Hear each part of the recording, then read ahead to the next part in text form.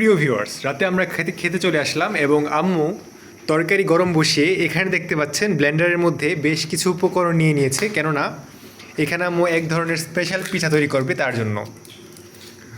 তো এই পিঠাটার নাম হচ্ছে খোলাজা পিঠা।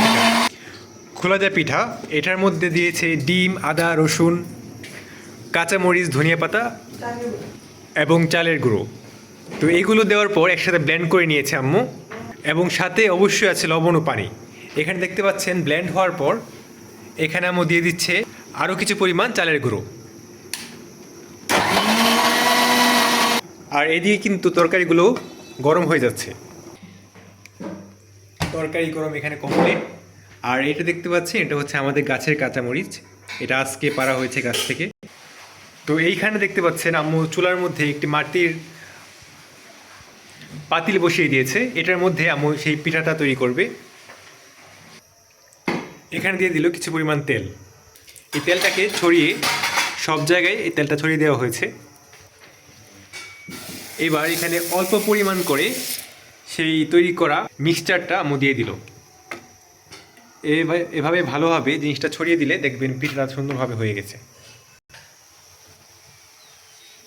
দেখতে পাচ্ছেন এটা সুন্দরভাবে ছড়িয়ে দেওয়া হয়েছে এবং তেলটা দেওয়াতে এটা পাতিলের সাথে লেগে যাবে না।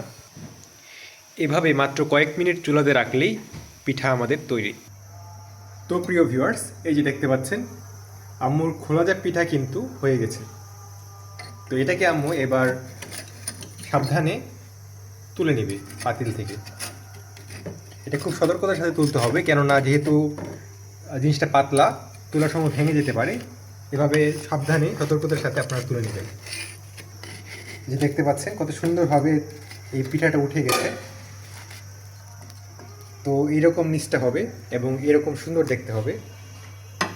এই মুচমুচে এই পিঠাটা কিন্তু খেতে খুবই দারুণ, এই যে এইভাবে।